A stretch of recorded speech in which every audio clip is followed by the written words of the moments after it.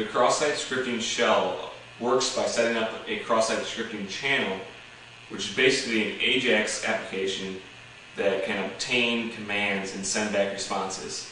For an attacker to enable this cross-site scripting shell, he or she needs to inject the cross-site scripting shell's JavaScript reference, which I showed you before, which was that script which had the source pointing to the cross-site scripting shell.asp.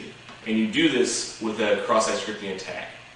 It can either be a persistent one or a non-persistent one. And if you need more information on cross-site scripting attacks, I suggest watching our 13th episode.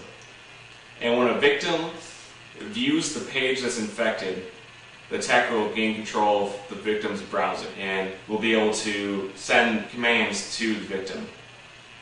And as you can see here in this picture, there's 3 parts to the cross-site scripting shell. There's a server-side part that coordinates the cross-site scripting shell between the attacker and the victim. The second part is the client side written in JavaScript, which is loaded into the victim's browser and is responsible for receiving and processing the commands. And the final part is the cross-site scripting administrator console that we showed you before, which will allow the attacker to send commands to the cross-site scripting server, which is in turn sent to the victim. Alright, so the first thing we need to do is find a cross-site scripting vulnerability on a web page that we want to attack. If you remember back in episode 13, we found a non-persistent cross-site scripting attack in the form search function. We'll just use that vulnerability for our cross-site scripting shell. And we're just going to log in here as the user attacker, which is just a basic user on this web page. It has no privileges at all.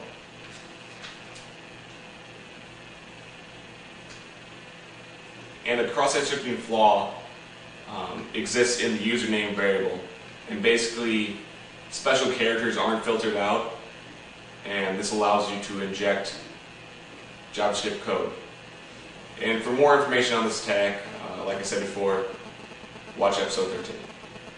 So basically, we're going to do the single quote, and then we're going to take that script that we saw in the sample victim, basically the script that injects the cross-site scripting JavaScript, and we're just going to copy that, and that's what we want to inject into the page.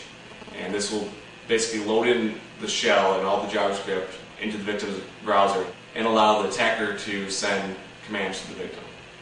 Since PHP automatically has // on, we can't use the quotes in the source variable. So we're going to find some way to inject this code without using quotes. And one way of doing this is to take the code we want to inject, the script, source equals to our cross-site scripting shell, whatever, and convert it into ASCII code. And we're just going to use a simple JavaScript ASCII converter, automatically convert it for us, because you can do it by hand, but it'd take forever. You probably find a couple online. I just found this one real quick. The only bad thing is it puts spaces in between each ASCII code, and Firefox will complain about that. So I'm just going to open up Notepad++ and do a find replace on it and just take it out real quick. Alright, I'm going to use the JavaScript function string.fromCharacterCode to take those numbers and convert it back into ASCII characters. And then I'm going to use the JavaScript function document.write to take that code and write it onto the page. And this will allow us to inject this script without using quotes. There's probably several other ways to do this. This is the only way I could think of on the spot. And we'll just test it here to make sure it works.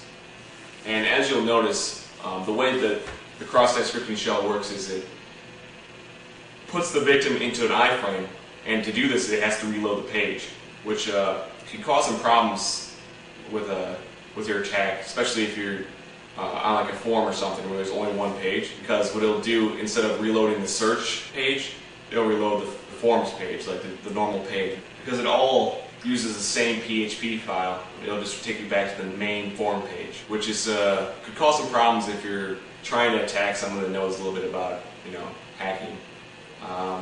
But I would imagine most people that you do this attack on probably wouldn't even notice or know what's going on.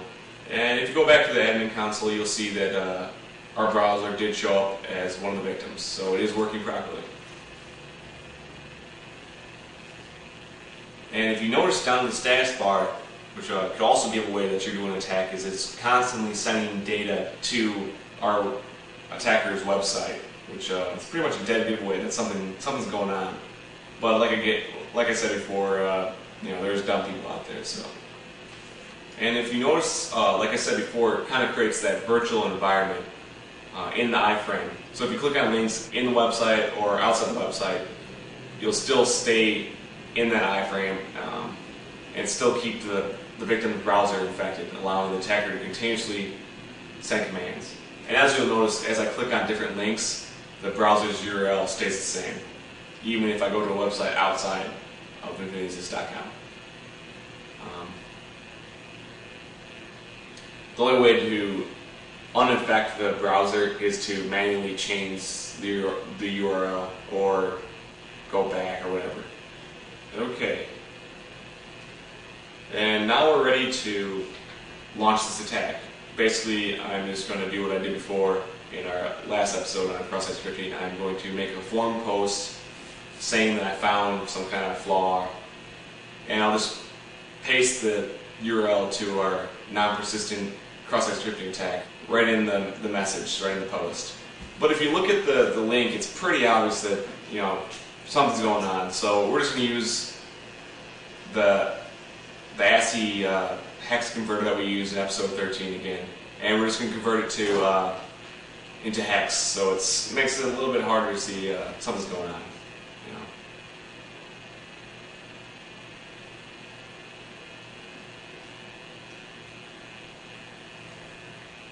And as you can see, our URL is pretty large.